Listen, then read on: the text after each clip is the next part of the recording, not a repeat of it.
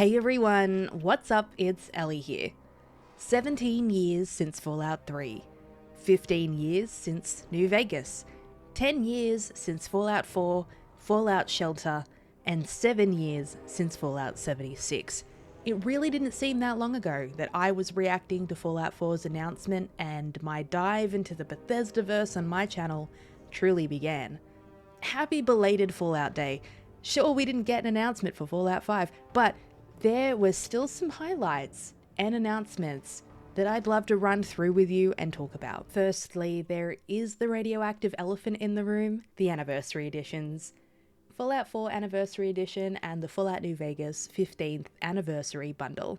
So, they talk about Fallout 4 first. And from what I understand, the Anniversary Edition is essentially the Game of the Year edition with an added in-game menu for 150 pieces of Creation Club content. If you're not interested in modding or Creation Club content at all, then you're essentially just purchasing the game for a menu that you won't use because the GOTY Edition includes all 6 of the downloadable content, the DLC, that the Anniversary Edition has. Considering this, I don't know if it means it's going to be a free upgrade for people who at least already own the GOTY Edition, similar to when Skyrim Special Edition came out. However, the Anniversary Edition of Skyrim, the most recent version of Skyrim, also included Creation Club downloads and was something that players had to pay for.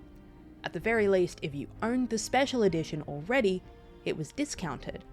At least with the Skyrim Anniversary Edition, we had graphical and gameplay updates. Now granted, Bethesda did say in their article about the Fallout 4 Anniversary Edition that it had gameplay tweaks and quest expansions, but this was really brief, and technically that would be correct if you consider the Creation Club content, so I am unsure of that depth of change so far. I personally do like that they're making the Creation Club content more accessible. I know there are a lot of gamers out there that when they hear modding or custom creations, they just sort of disassociate a little because they don't understand how to do it or they're just not interested. So they just kind of avoid it all. I also know that there is this other extreme where people are very concerned because whenever there's a change in editions or an update, mods tend to break and some people have a lot of them. And some of those mods are very old and they may not be getting support anymore. So I really feel for that situation too, because you're caught in between wanting the updated version of the game and all the mods that you've been used to playing with for however long. When I was watching the live stream, I saw so many screams of anguish in the chat for their mods, a tale as old as time with modded Bethesda game players. So, will I be buying the Anniversary Edition of Fallout 4?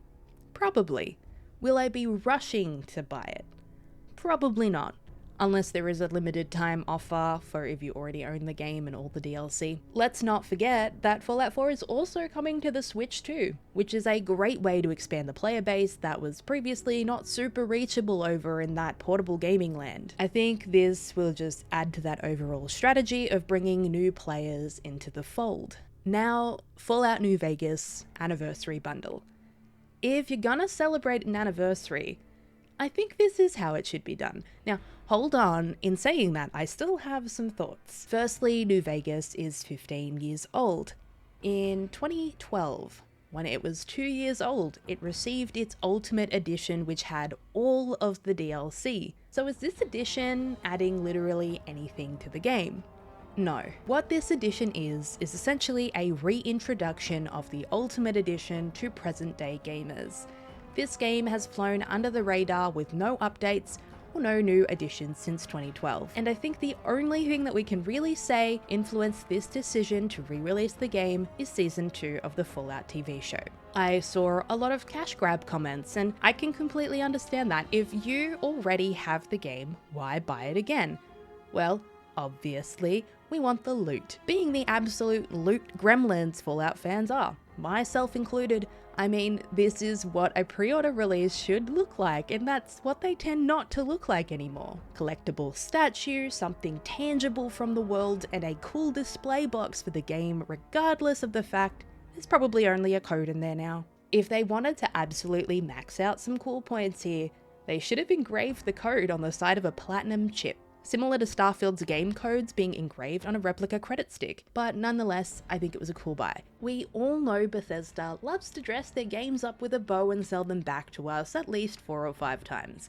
And yep, I've definitely given in each time, except for that most recent version of the Fallout Mini Nuke Anthology, which was quite literally a re-release of the same merch item they dropped in early Fallout 4 days, just because no real change other than the game's no longer being on discs, so the codes were just on the back of the special cards. And look, it's so easy to kind of crap on that a little, but I'm going to have a chat with you right now. If you're one of those people who are really, really annoyed, you may have crashed out for a little.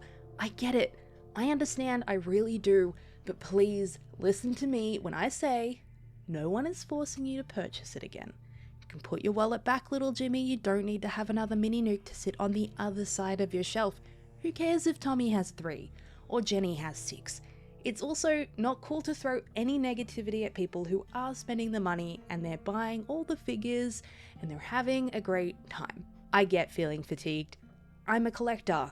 I'm fatigued. There's only so many t-shirts I can wear, so much room for figures and statues of Lucy I can bear. But we have to reflect, and you have to understand. I'm a massive Arcane Studios fan. I'm a devastated individual. Not to fall too deep into this rabbit hole, but I've watched one of my favorite game studios just get deleted because of lack of commercial success, etc., etc. Bethesda are doing what they know they need to do if they are going to stay alive long enough to cook up the remakes and the remasters we also very much want and believe we deserve. I'm not going to crash out about the fact that this was not a Fallout New Vegas remake or remaster announcement, because I know that something like this is way more likely to be explored and done after the commercial success of Season 2 of the Fallout TV show, which is based in New Vegas. And you know, who knows, this new anniversary bundle may create a new generation of New Vegas fans. It's on the timelines, people are seeing it. Again, creating a new generation of New Vegas fans, quite possibly. Can we be excited again? I love the idea of having a Victor statue and a set of Doc Mitchell's evaluation cards. Like, they're really cool, kind of obvious picks for a collector's edition. I really love the choices. At least with New Vegas, I haven't bought a new copy in at least 13 years. I mean, ignoring the mini nukes, but you know. Who's counting? So, what else was announced on Fallout Day? Fallout 76 is getting its largest map expansion yet on December 2nd. I know this one is a little heated as a topic as well, no pun intended. Players get to explore post-nuclear Ohio and take on bounty hunting missions featuring the ghoul from the Fallout TV show. Yes, Walton Goggins jumps back into the role as the ghoul from Amazon's Fallout television series, which I know there's a little bit of debate about because of lore and timelines, etc. I may dive into that in a separate video, but honestly, it does look really good. I've been on and off Fallout 76 since the game came out, so I'm very excited for more content and being able to bring some friends along for the ride. There's honestly so much to catch up on if you haven't picked up the game since release, and I really suggest you consider it because the game has evolved a lot. Additionally, what I consider to be Bethesda's largest cash grab is Fallout First. It's now available in the form of a limited preview, which means that from October 21st to October 28th, very, very soon this will end, you can pick up a limited free trial from the Atomic Shop. While the limited trial is active, players can enjoy perks such as access to the scrap box for storing unlimited crafting supplies and an aid box for stashing your precious healing items. This will save your character a massive amount of stash space, so I recommend people really jump on this and grind a little so you don't have to think about materials and storing healing items for at least a while, because these items don't disappear from your camp. You can just add them to your camp. You just can't add to the storage boxes after the trial ends, but you can still remove things. So do it. Dump your scrap and your aid items and have fun with your newfound stash space. Second last thing on this list, Fallout Shelter had some announced updates. And look, again, I've been playing Fallout Shelter since its release. I have it on my phone still, on my Switch, on my PC. I dive in again often. And there are probably so many players that haven't even touched any of the large Fallout games, but they also might be really big fans of the show. So there's still a player base there that is important, that does matter. I know it's hard to consider mobile games on that same level as the PC and other console games. keep an open mind when they talk about Fallout Shelter, because that is still very much a thriving game. So what's coming to Fallout Shelter? Seasons! Unique time-limited adventures completely separate from your main vault. It's nothing crazy, but it's nice to see that Fallout Shelter didn't just sort of disappear. It's still very much alive and thriving. Lastly, the massive amount of loot being dropped online in various places. There is just such a massive amount of physical items for us Fallout fans to purchase. It's actually a little overwhelming, but I'd rather be drowning in choices than starved of them. Here in Australia, at least, EB Games has dropped quite a few really cool items, some of them through the Bethesda Gear Store stock. Black Milk has dropped a Fallout range that isn't even completely out yet, and yeah, there's just so much ground to cover with loot. It could literally have its own video. As a summary, we celebrated some massive Fallout milestones. More milestones in general for Bethesda are up and coming through to November, and Bethesda fans are essentially waiting for a few things. The Elder Scrolls 6, Fallout 5, and at least one remaster remake from either Fallout New Vegas, or even just something from Fallout 3. And of course we got that message from Todd Howard at the end of the show acknowledging that they were currently reading the chat, essentially just saying, hold up, let us cook, we know, I can read your chat right now. I know exactly what you're gonna say. Those were the vibes I got. Whether or not that will be delivered, time will tell. I'm surprised we didn't hear much more about the Fallout TV show, considering how close we are to that release of Season 2. I can acknowledge though that Fallout Day is not necessarily a platform for those larger scale announcements like E3, particularly when it comes to things like remasters, remakes, new games, that sort of thing. It was obviously what the feedback was in the live chat. People weren't happy that there wasn't a remake or a remaster of these games, just kind of rebundles.